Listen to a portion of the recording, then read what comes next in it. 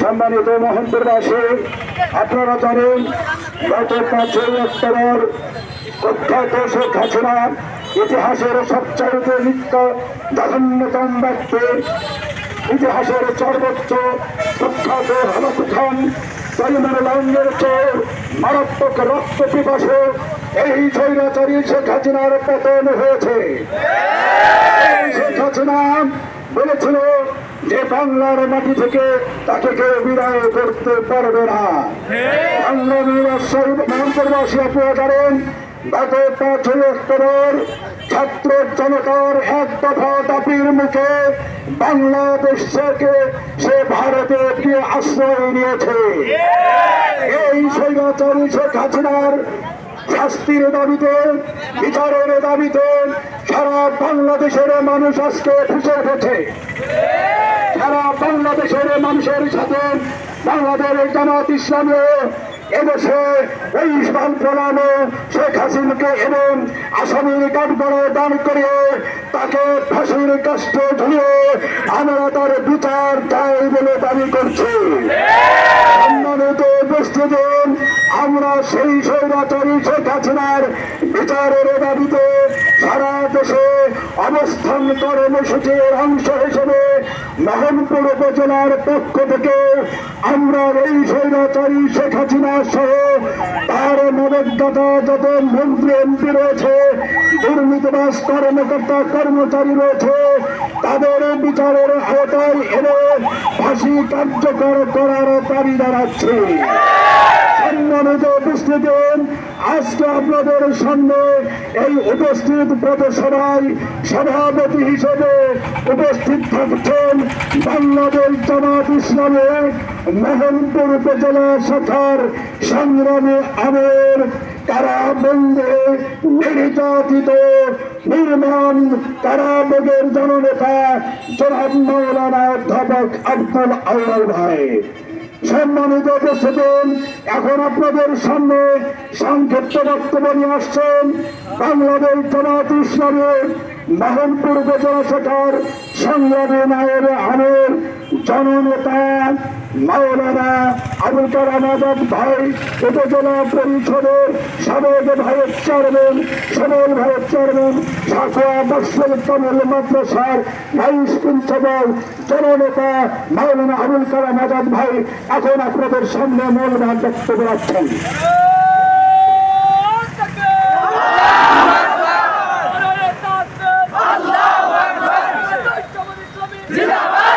আসসালামু আলাইকুম ওয়া রাহমাতুল্লাহ।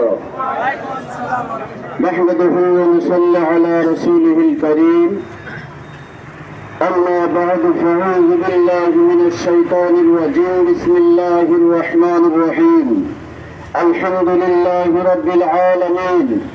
সংগ্রামী মোহনপুরবাসী, আমরা মিছিল উত্তর দুটি কথা মোহনপুরবাসীর উদ্দেশ্যে বলতে চাই। আওয়ামী সরকারের পতন ঘটেছে, শেখ হাসিনার পতন ঘটেছে, জালেম সরকারের পতন হয়েছে, শেখ হাসিনা ভয়ে পালিয়ে গেছে। শেখ হাসিনা যে বাংলাদেশের শত্রু বন্ধু নয়, এটাই তাই প্রমাণ। তার দল মত জনগণ সকলকে রেখে সে অন্ধকারে সে তার ভারত দাদার দেশে পালিয়ে গেছে। সম্মানিত ভাইয়ের আমার, শেখ হাসিনা ইংল্যান্ড থেকে বাবার শুধু দাঁত নেওয়ার জন্যই শুধু ক্ষমতা এসেছিল, শুধু বাবারই শুধুমাত্র দাঁত নিতে এসেছে। একজনকে ফাঁসি দিয়ে তার শেষ হয়নি। রক্ত পিপাসু শেখ হাসিনা এখনো রক্তের হোলি খেলতেছে। তার মধ্য দিয়ে সরকারের চরম চাপের মাধ্যমে, এরপরে সেনাবাহিনীর চরম চাপের মাধ্যমে দাদার দেশে সকলকে ছেড়ে পালিয়ে যেতে বাধ্য হয়েছে। সাথী বন্ধুগণ, এই জন্য আমি আপনাদের আরেকটি কথা বলতে চাই যে আমাদের অনেক ভাইরা, বিশেষ করে ছাত্রলীগ ভাইরা এই কথাগুলো বলেন। ও ছাত্রলীগ ভাই, আপনারা কি মুসলমান না? আপনারা মানুষ না? আপনারা যে স্লোগানে বলেন যে ধর ধর ধর শিবির ধর, সকাল বিকাল নাস্তা কর, এই বলে না? তো ধর ধর ধর শিবির ধর, সকাল বিকাল নাস্তা কর। আপনারা তো নাস্তা করবেন রুটি দিয়ে, গোস্ত দিয়ে, আপনারা নাস্তা করবেন পোলাও বিরিয়ানি দিয়ে। আপনারা ছাত্র শিবিরকে মেরে মানুষের গোস্ত খাবে। মানুষের গোস্ত খায় কারা? যারা হায় না। মানুষের গোস্ত খায় কারা? যারা হিংস্র প্রাণী। আওয়ামী লীগ এবং ছাত্রলীগ কি হিংস্র প্রাণী? সুতরাং আমি আপনাদের বলতে চাই, স্লোগান পরিবর্তন করে দিন। প্রশাসনিক ভাইদের বলতে চাই, যারাই অন্যায় অত্যাচার করবে তাদের ব্যাপারে আপনারা অ্যাকশন নেন। 2 নম্বর হলো, আমরা জ্বালাও পোড়ানোতে বিশ্বাস করি না। কারো জমি দখল, কারো দোকান দখলে জামাত ইসলামী, ইসলামী ছাত্র শিবির বিশ্বাস করে না। আমরা যেমন মুসলমান, আমরা যেমন বাংলাদেশে থাকার অধিকার আছে, হিন্দু বৌদ্ধ খ্রিস্টান সকল ভাইদেরও বাংলাদেশে থাকার অধিকার আছে। বাংলাদেশে যারাই জন্ম লাভ করেছেন তারাই এই দেশের নাগরিক। সুতরাং আমরা সকলকে সমান চোখে দেখতে চাই। সংগ্রামী সাথী বন্ধুগণ, আমরা এই শান্তি শৃঙ্খলা বজায় রাখার জন্য, মোহনপুরবাসীদেরকে শান্তি শৃঙ্খলা বজায় রাখার জন্য, তারা হয়তো অন্যায় করবে, এই অন্যায় আপনার আরেকজনের উপরে চাপিয়ে দেবে, এটাও আমরা প্রশাসনিকভাবে গোয়েন্দা বিভাগ যারা আছেন তাদেরকে এই অনুরোধ জানিয়ে আমার পথসভা সংক্ষিপ্ত আকারে কথা শেষ করছি। ওয়া আখিরু দাওয়ানা আনিল হামদুলিল্লাহি রাব্বিল আলামিন। আসসালামু আলাইকুম ওয়া রাহমাতুল্লাহ। আলহামদুলিল্লাহ। সংগ্রামিত হেবি জনতা, এতক্ষণ আপনাদের সামনে বক্তব্য রাখলেন বাংলাদেশ জামাত ইসলামী মোহনপুর উপজেলা শাখার সংগ্রামী নায়েব আমির জননেতা মাওলানা আবুল কালাম আজাদ ভাই।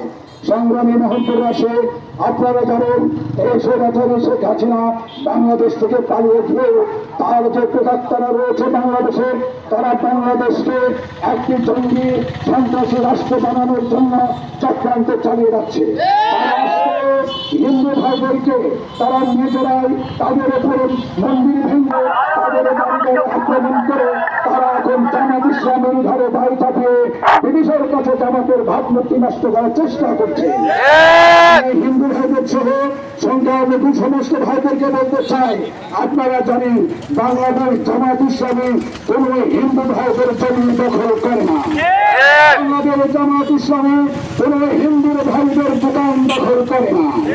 বাংলাদেশ জামাত ইসলামী আপনারা দেখেছেন মোহনপুর উপজেলায় যারা যে সমস্ত হিন্দু ভাইরা রয়েছে, আপনারা মনে রাখবেন আপনাদেরকে ঢাল হিসেবে ব্যবহার করেই আওয়ামী লীগ আজকে ফায়দা উঠেছে।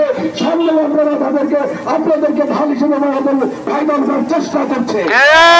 আপনারা লক্ষ্য রাখবেন, আপনারা কখনোই তাদের কথায় বিভ্রান্ত হবেন না।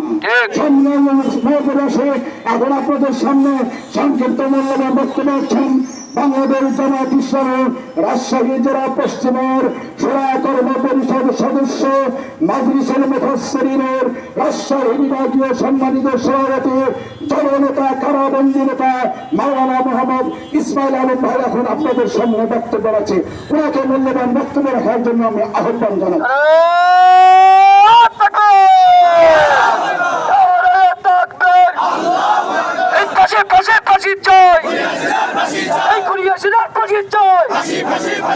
আসসালামু আলাইকুম ওয়া রাহমাতুল্লাহ। আলহামদুলিল্লাহি রাব্বিল আলামিন, والصلاة والسلام على رسوله الآمين وعلى آله وصحبه أجمعين। বাংলাদেশ জামাত ইসলামী মোহনপুর উপজেলা সভা কর্তৃক আয়োজিত আজকের এই কোটা বিরোধী আন্দোলনের ফল বাংলাদেশ থেকে স্বৈরাচার মুক্ত হয়ে দ্বিতীয়বারের মতো স্বাধীন এই বাংলাদেশে আজকের এই মিছিল উত্তর আলোচনা সভার সম্মানিত সভাপতি মোহনপুর উপজেলার সম্মানিত জামাত ইসলামের আমির জনাব মাওলানা জি.এম. আব্দুল আউয়াল। আজকের এই প্রোগ্রামে প্রধান অতিথি বাংলাদেশ জামাত ইসলামী রাজশাহী পশ্চিম জেলার সংগ্রামী সেক্রেটারি জনাব মাওলানা আব্দুল খালেক। উপজেলা কর্ম পরিষদের সম্মানিত সকল সদস্যবৃন্দ, জামাত ইসলামী বিভিন্ন ইউনিয়ন থেকে এলাকা থেকে আগত সকল পর্যায়ের নেতৃবৃন্দ, ইসলামী ছাত্র শিবিরের নেতৃবৃন্দ, উপস্থিত সংগ্রামী জনতা, সকলকে আন্তরিক অভিনন্দন, মোবারকবাদ, শুকরিয়া আদায় করছি সে আল্লাহর দরবারে যে আল্লাহ রাব্বুল আলামিন আমাদের এই দেশটাকে স্বৈরাচার মুক্ত করেছেন। আমরা শুকরিয়া দান করছি সবাই আলহামদুলিল্লাহ। তাসলিমাত প্রেরণ করছি প্রিয় নবী, মানবতার মহান শিক্ষক, যিনি এই পৃথিবীতে একটা কল্যাণ রাষ্ট্র কায়েম করে দেখিয়ে গিয়েছেন। আর বাংলাদেশ জামাত ইসলামী সেই রাসূলের আদর্শ অনুসরণ করে এই বাংলাদেশের জমিনে একটা কল্যাণ রাষ্ট্র কায়েম করতে চায়। আমরা সেই রাসূলের প্রতি দরুদ পড়ছি সাল্লাল্লাহু আলাইহি ওয়াসাল্লাম। সংগ্রামী জনতা, আমি শুরুতে স্মরণ করছি ওই সমস্ত সন্তানদের, আবু সাঈদ সহ যারা কোটা বিরোধী আন্দোলন করতে গিয়ে রক্ত ঢেলে দিয়েছেন, শাহাদাতে পিয়ালা পান করেছেন, তাদেরকে স্মরণ করতে চাই। রাজশাহী বিশ্ববিদ্যালয়ে সর্বশেষ সেদিন 5ই আগস্ট যারা শাহাদাত বরণ করেছেন, তাদের আত্মার মাগফিরাত কামনা করছি, দোয়া করছি আল্লাহ পাক তাদেরকে যেন শাহাদাতের সর্বোচ্চ মর্যাদা দান করেন। আমি বর্তমান অন্তর্বর্তীকালীন সরকারের প্রধান উপদেষ্টা সহ সকল উপদেষ্টাকে বাংলাদেশ জামাত ইসলামীর পক্ষ থেকে আন্তরিক অভিনন্দন এবং মোবারকবাদ জানিয়ে দুটি কথা আপনাদের অবগতির জন্য বলতে চাই। প্রিয় ভাইয়ের আমার, সংগ্রামী জনতা, এই শেখ হাসিনা আওয়ামী লীগের এই সভানেত্রী, এর বাবা মা গোটা গোষ্ঠী শুদ্ধ যখন সেই 15ই আগস্ট 1975-এ বিদায় নিয়েছিল, এদেশের সেনাবাহিনীর এক অভ্যুত্থানে তাকে বিদায় দেওয়া হয়েছিল। শেখ হাসিনা তখন ছোট, কিন্তু ছোট হলো তার এত বুদ্ধি, শেষ পর্যন্ত সে এদেশের জনগণের উপর এক প্রতিশোধ নেওয়ার জন্য ভিন্ন পরিকল্পনা নিয়ে এদেশে ফিরে এসে একের পর এক এই দেশকে ধ্বংস করার জন্য সকল রকম কর্মকাণ্ড শুরু করেছে। সংগ্রামী জনতা, শেখ হাসিনা সর্বপ্রথম এদেশের সেনাবাহিনীকে বিডিআর বিদ্রোহের মাধ্যমে অসংখ্য সেনা অফিসারকে হত্যা করেছে। এই শেখ হাসিনা সে এমন তার বুদ্ধিমত্তা, তার বুদ্ধির মাধ্যমে এদেশের সবচেয়ে দেশপ্রেমিক সংগঠন, ইসলামী সংগঠন বাংলাদেশ জামাত ইসলামী এবং ইসলামী ছাত্র শিবিরের সর্বস্তরের নেতা কর্মীকে হত্যার মাধ্যমে সে ধ্বংসের চেষ্টা করেছে। এই শেখ হাসিনা 2013 সালে ওই সেই স্বপ্ন চত্বরে হাজার হাজার আলেম ওলামাকে হত্যা করে গণহত্যার দায়ে অপরাধী সাব্যস্ত হয়েছে।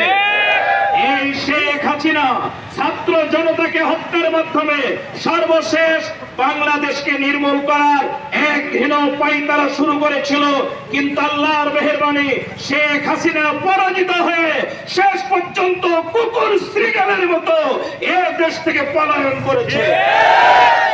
এদেশের জনগণকে এখন সিদ্ধান্ত নিতে হবে, এই দীর্ঘ 16 বছর ধরে যতগুলো খুন করেছে আমরা সকল খুনের বিচার চাই। শেখ হাসিনা পালিয়ে গেল, আমরা তাকে পালাতে দেব না, তাকে ইন্টারপোলের মাধ্যমে ফিরিয়ে এনে ফাঁসির রশিতে লটকিয়ে তার বিচার করা হবে। শুধু শেখ হাসিনা নয়, তার দোসর যারা এমপি মন্ত্রী যারা ছিল, দুর্নীতিবাজ যারা ছিল, একজনকেও রেহাই দেওয়া হবে না। একে একে প্রত্যেককে আইনের সম্মুখে দাঁড় করিয়ে আদালতের বিচারের মাধ্যমে, ন্যায় বিচারের মাধ্যমে সকলকে ফাঁসি দেওয়া হবে। প্রিয় দেশবাসী, আপনারা আশ্বস্ত থাকুন, বাংলাদেশ জামাত ইসলামী একটি কল্যাণ রাষ্ট্র কায়েম করতে চায়। এদেশে আর সন্ত্রাসের কোনো আশ্রয় নেই, এদেশে আর দুর্নীতিবাজদের কোনো আশ্রয় নেই, চাঁদাবাজ লুটেরাদের কোনো আশ্রয় নেই। এদেশ মুসলমানদের দেশ, এদেশ স্বাধীন দেশ, এদেশ একটা কল্যাণকামী রাষ্ট্র প্রতিষ্ঠা করবে জামাত ইসলামী। সুতরাং আমরা ঘোষণা দিতে চাই, চাঁদাবাজ, লুটতরাজ, অগ্নিসংযোগ এগুলো টোটালি বন্ধ করতে হবে। পুলিশ প্রশাসন ভাইয়েরা, আপনাদেরকে বিনয়ের সঙ্গে অনুরোধ করব, আপনারা যা করেছেন, জনগণের উপর অত্যাচার জুলুম করেছেন, জনগণ কিন্তু ভুলে যাবে যদি আপনারা ন্যায়ের পথে ফিরে আসেন। আপনাদেরকে ন্যায়ের পথে ফিরে এসে সুশাসন প্রতিষ্ঠা করার জন্য অনুরোধ জানাচ্ছি। আপনাদেরকে আমরা প্রতিশ্রুতি দিচ্ছি, আপনাদেরকে সকল প্রকারের সহযোগিতা জামায়াত ইসলামী প্রতিটি কর্মীরা করবে ইনশাআল্লাহ। আমি আর কথা না বাড়িয়ে সকলকে ধন্যবাদ জানিয়ে আমি খুনি হাসিনার ফাঁসি চাই, ফাঁসি দিতে হবে, একটাই আওয়াজ, ফাঁসি ফাঁসি ফাঁসি চাই, খুনি হাসিনার ফাঁসি চাই। সকলকে ধন্যবাদ জানিয়ে আমি আমার কথা শেষ করছি। আল্লাহ হাফেজ। বাংলাদেশ জিন্দাবাদ, বাংলাদেশ জামায়াত ইসলামী জিন্দাবাদ। আসসালামু আলাইকুম। আলহামদুলিল্লাহ, সংগ্রামী মোহনপুরবাসী, এতক্ষণ আপনাদের সামনে সংগ্রামী বক্তব্য রাখলেন বাংলাদেশ জামায়াত ইসলামী রাজশাহী জেলা পশ্চিমের সম্মানিত সেবা কর্ম পরিষদ সদস্য জনাব মাওলানা ইসমাইল আলম আল হাসানি ভাই। সংগ্রামী তৌহিদি জনতা, এখন আপনাদের সামনে প্রধান অতিথির বক্তব্য রাখবেন বাংলাদেশ জামায়াত ইসলামের রাজশাহী জেলা পশ্চিমের সংগ্রামী জেলা সেক্রেটারি সাতোয়া মাসুল কামিল মাদ্রাসার সহকারী অধ্যাপক আরবি বিভাগ সাতোয়া মাদ্রাসার সহকারী অধ্যাপক জননেতা জনাব মাওলানা আব্দুল খালেক ভাই আপনাদের সামনে এখন মূল্যবান বক্তব্য রাখছেন।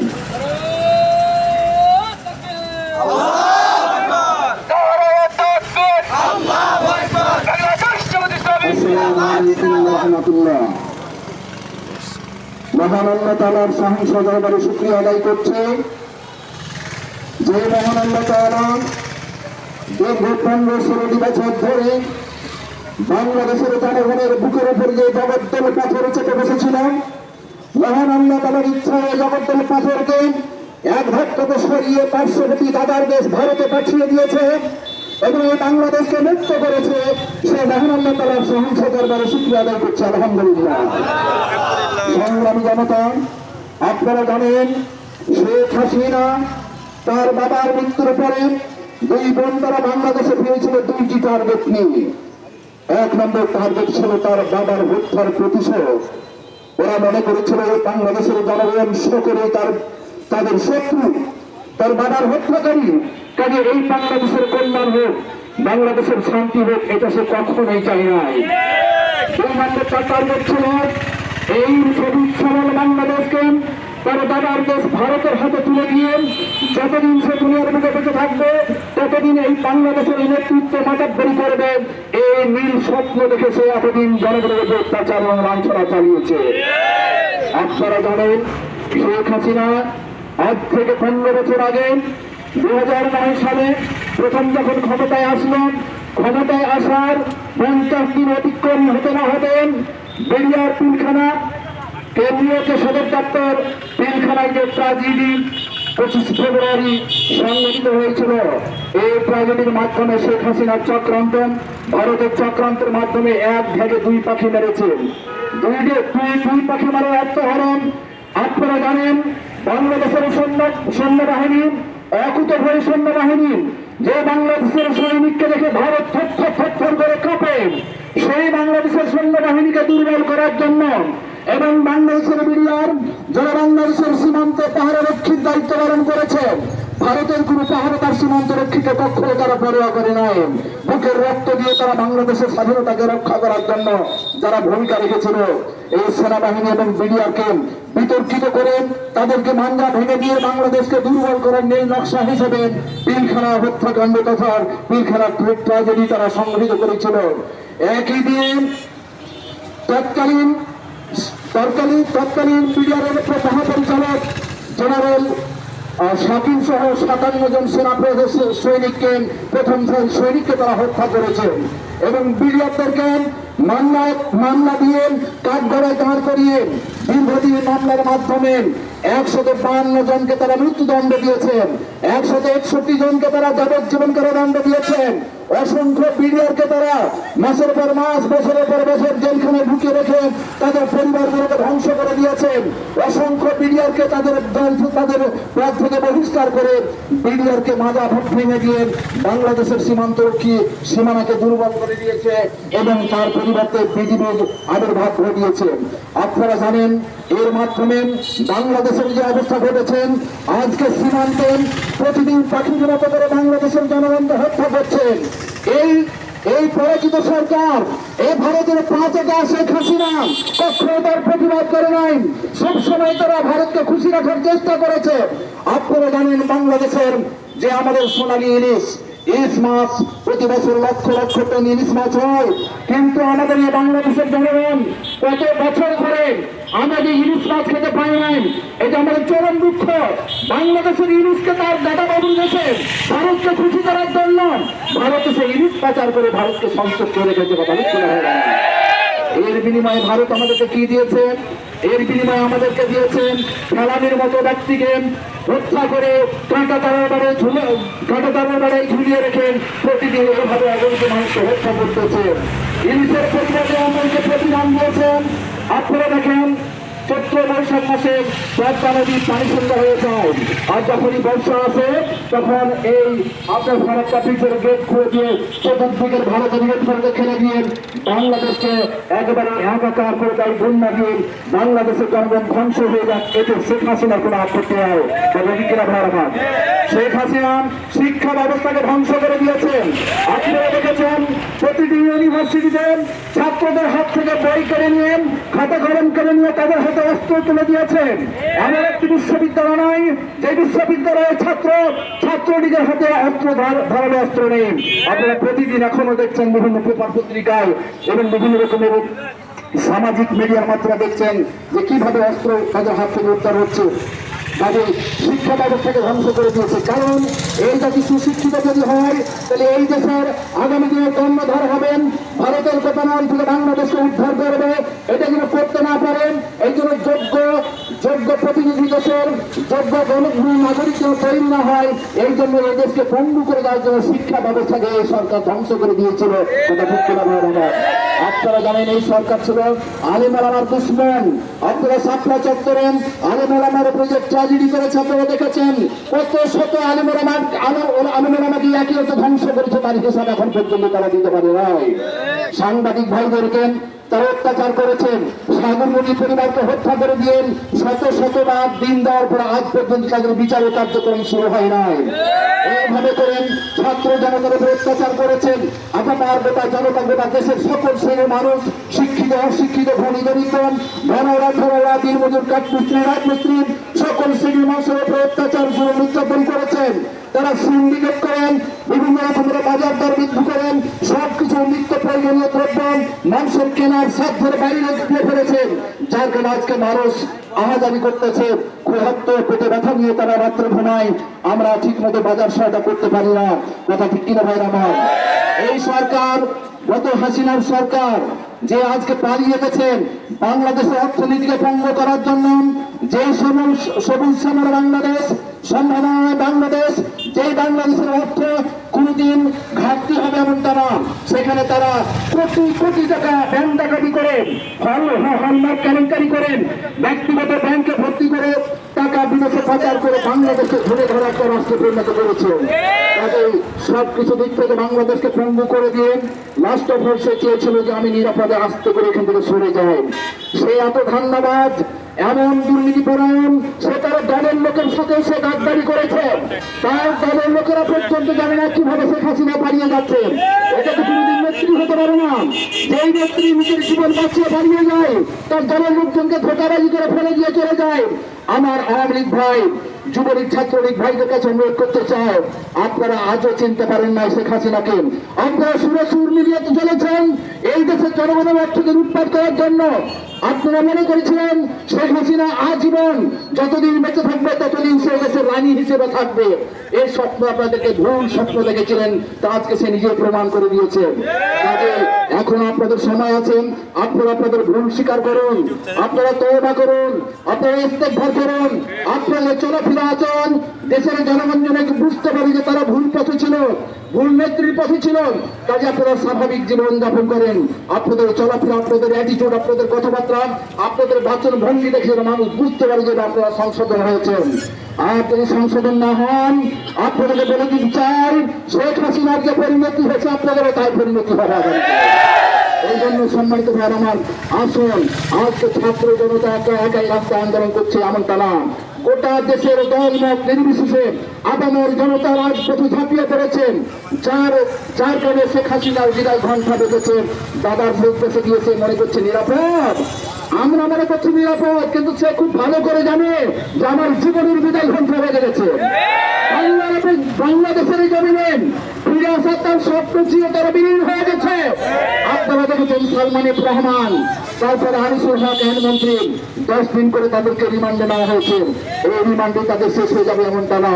আন্তর্জাতিক ট্রাইব্যুনালে একের পর এক শত শত হাজার হাজার মামলা হবে।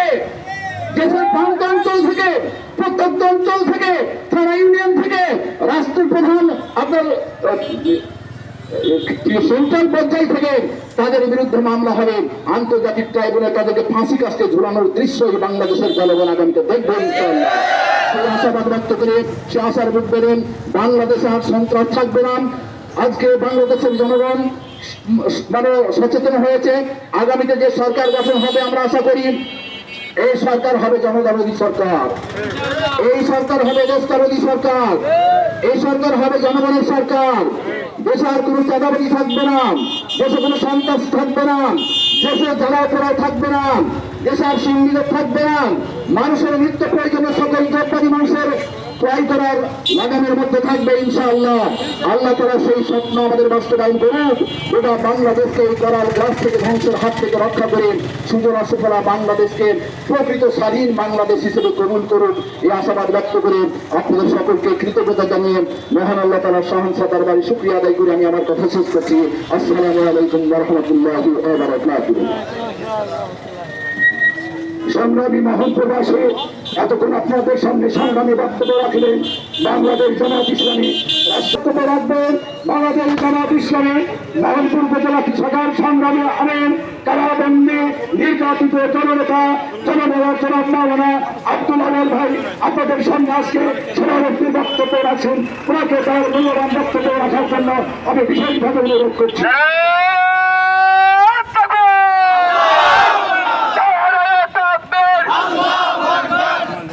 السلام عليكم ورحمة الله وبركاته نحمد ونصلي على رسول الكريم أما بعد أعوذ بالله من الشيطان الرجيم بسم الله الرحمن الرحيم قل جاء الحق وزهق الباطل إن الباطل كان زهوقا বাংলাদেশ জামাত ইসলামী মোহনপুর উপজেলা কর্তৃক আয়োজিত আজকের এই দেশে শান্তি শৃঙ্খলা বজায় রাখার জন্য জামাত ইসলামী মোহনপুর উপজেলা কর্তৃক আয়োজিত আজকের এই মিছিল সমাবেশের সম্মানিত প্রধান মেহমান, বিশেষ মেহমান, উপজেলা নেতৃবৃন্দ, অন্যান্য দলের নেতৃবৃন্দ, সাংবাদিক বন্ধুগণ, প্রশাসনিক কাজে নিয়োজিত সম্মানিত প্রশাসনিক কর্মকর্তা কর্মচারীবৃন্দ, সম্মানিত মোহনপুর উপজেলাবাসী, প্রশংসা সত্যক আল্লাহ পাক রব্বুল আলামিনের, যে মহান আল্লাহ পাক রব্বুল আলামিন দীর্ঘ 16 বছর পর শিরক মুক্ত বাংলাদেশের পুনরাবর্তন উদ্যোগিত হলেন ইনশাআল্লাহ। আসুন আমরা বলতে চাই, সেই স্বৈরাচার শেখ হাসিনা যিনি দুর্নীতি করে একের পর এক প্রত্যেকটা সেক্টরকে ধ্বংস করে আজকে দেশ থেকে পালিয়ে গিয়ে আবার বিদেশের মাটিতে দেশের জন্য ষড়যন্ত্র চালিয়ে যাচ্ছে, তাদের উদ্দেশ্যে বলতে চাই, আপনার জানা দরকার সেই নমরুদ এবং ইব্রাহিমের ঘটনা। নমরুদ মনে করেছিল ক্ষমতাকে কক্ষিগত করার জন্য 1-2 নয় 9,000 কিলোমিটার একটা ছাদ তৈরি করেছিল, বিল্ডিং তৈরি করেছিল, যেই বিল্ডিং এর নিচে শুধু তার সৈনিকরাই বসবাস করত। তারা মনে করেছিল আর কোন ইব্রাহিমের দল মত, ইব্রাহিমের কোন কর্মী আমার সেনাবাহিনীকে হাত দিতে পারবে না, আমার ক্ষমতাকে কেড়ে নিতে পারবে না। আল্লাহ পাক রব্বুল আলামিনের এই নবী হযরত ইব্রাহিমের সময় কুখ্যাত নমরুদ নমরুদ শেষ পর্যন্ত বিল্ডিং এর ছাদে উঠে আল্লাহকে তীর নিক্ষেপ করলে বলে নাউজুবিল্লাহ। তীরের রক্ত মেঘে নামিয়ে দেওয়া হলো, যখন তিনি পেলেন তিনি বলছেন ইব্রাহিমের খোদাকে আমি খতম করে গেছি নাউজুবিল্লাহ। আল্লাহ বলছে তোমাকে বেটা ধরার সময় হয়ে গেছে, বেশি কিছু পাঠালেন না, কয়েক প্লাটুন নৌসা শুধু ৯,০০০ কিলোমিটার সৈনিকের ঘরের মধ্যে পাঠিয়ে দিলেন। যার কানের মধ্যে মশা যায়, মুখের মধ্যে মশা যায়, নাকের মধ্যে মশা যায়, ও বলে নমরুদ আর বেতন নিব না, ঝুঁকি বাধা নিব না, সৈনিকের চাকরি করবো না, চাকরি রিজাইন দিয়ে চলে গেলাম। দেখতে দেখতে লক্ষ লক্ষ সৈনিক সব বের হয়ে চলে গেল, মাত্র কয়েকজন থাকলো। হঠাৎ করে একটা ল্যাংড়া মশা নমরুদের নাকের মধ্যে যখন ঢুকে মাথায় কামড় দিয়েছে, তখন বলছে কে গো বাঁচাও, কি যেন হলো আমি বুঝতে পারলাম না। কি মনে করছে বাঁচাবো কি দিয়ে, মেডিসিন দিয়ে কাজ হয় না, পায়ের জুতা খুললো, মাথায় দিল বাড়ি। খুব সুন্দর হয়েছে। 4টা তো গোষ্ঠী করা হলো, 4টা প্রতিনিধি দল, প্রতিদিন 6 ঘন্টা করে মাথায় বাড়ি দেয়, মাথায় জুতার বাড়ি দিতে দিতে জুতার স্তূপের মধ্যে সেই নমরুদের কবর রচিত হলো। শেখ হাসিনা তুমি বাংলাদেশ থেকে পালিয়ে গেছো, জুতার বাড়ি তোমার এখনো বাকি আছে। তোমার দলের যারা সৈনিককে রেখে গেছো, প্রশাসনের দালাল যাদেরকে তুমি রেখে গেছো, ওরাই তোমাকে জুতার বাড়ি দিয়ে এই জন্য তুমি তাদের এতিম করে চলে গেছো। কান লাগান, বিশ্ব নবী যখন মক্কা বিজয় করলেন, সাধারণ ক্ষমা ঘোষণা করলেন সকলের জন্য। 14 জন ব্যক্তিকে খেজুরের গাছের সাথে লটকালেন, গরুর মতো করে তাদের খাল, তাদের চামড়াগুলি খুলে নিলেন। সাহাবীরা জিজ্ঞেস করলো কেন এরকম কাজ করা হচ্ছে? বিশ্ব নবী বলেন এরা হলো নাস্তিক, এরা হলো মুরতাদ, এরা বিশ্ব নবীকে কষ্ট দিয়েছে, এরা আল্লাহকে কষ্ট দিয়েছে, এরা মানবতার দুশমন, এরা হলো ইসলামের দুশমন। সালমান রহমান তুমি নাকি দরবেশ, তুমি জামাতকে ধর্ম ব্যবসায়ী বলো, তুমি তোমার দাড়ি চাচ্ছে, গতকালকে পালিয়ে যাওয়ার সময় ধর্ম ব্যবসা করে তোমার আটকানো যায় না। মনে রাখো, ওই তো ইবনুল আফতালের মতো করে 14 জনকে যেমন ফাঁসির কাছে নয় খেজুরের গাছে লটকে তাদের চামড়াগুলি ঝুলে নেওয়া হয়েছিল, আজকে বাংলাদেশের অন্তর্বর্তীকালীন সরকার, বিশেষ করে প্রধান ডক্টর ইউনূস তোমাদের মতো শয়তানদেরকে ফাঁসির কাছে ঝোলাবে ইনশাআল্লাহ। সম্মানিত উপস্থিতি, আজকে বলতে চাই মোহনপুর, বিশেষ করে মোহনপুর উপজেলায় সংখ্যালঘুদের উপর অত্যাচার তো দূরের কথা, মোহনপুরে জামাত ইসলামী, ইসলামী ছাত্র শিবির প্রতিটি ইমামের বিভিন্ন মন্দির পাহারাদার দায়িত্ব পালন করছে। দোকানপাট যারা জ্বালিয়ে দিচ্ছে, দোকানপাটের পাহারাদার দায়িত্ব পালন করে দোকানপাট বুঝিয়ে দিচ্ছে। ওই তো সামনে দোকান দেখেন, মামুন ভাইয়ের দোকান, যেখানে দোকানটি অন্যের ওখানে গিয়েছিল, জামাত নেতৃবৃন্দ এসে ডেকে নিয়ে তার ঘরের চাবি দিয়ে মালামাল তুলে দিয়ে বলে গিয়েছে তোমরা যেই দল করো, আওয়ামী লীগ করো, বিএনপি করো, যেই দল করো না করো, জামাত ইসলামে তোমাদের ঘর কখনো দখল করতে পারে না। আপনাদের চোখের সামনেই তো দাঁড়িয়ে আছে মামুন ভাই, জিজ্ঞেস করুন তিনি হলেন উজ্জ্বল প্রমাণ। ঠিক এইরকম কেশরহাটে অসংখ্য হিন্দুদের দোকান যা অন্যরা দখল করেছিল, জামাত শিবির নেতৃবৃন্দকে তাদের দোকানের চাবি নিয়ে দিয়ে অভয় দিয়ে তাদের বলেছে আপনারা এখানে বসে থাকেন, দোকানদারি করেন, কেউ চাঁদা চাইলে আমাদেরকে ফোন দেবেন। এরপরে দুঃখজনক হলো সত্য, মোহনপুরের সুন্দর পরিবেশকে নস্যাৎ করার জন্য আজকে সকালবেলা গুটিকেক শয়তান, গুটিকেক মাস্তান, গুটিকেক দঙ্গাবাজ, গুটিকেক সন্ত্রাসী মোহনপুরে লাঠিয়াল বাহিনী হিসাবে রোডে ওঠার চেষ্টা করেছিল। জামাত শিবির কর্মী তাদের বিরুদ্ধে যুদ্ধ ঘোষণা করেছে।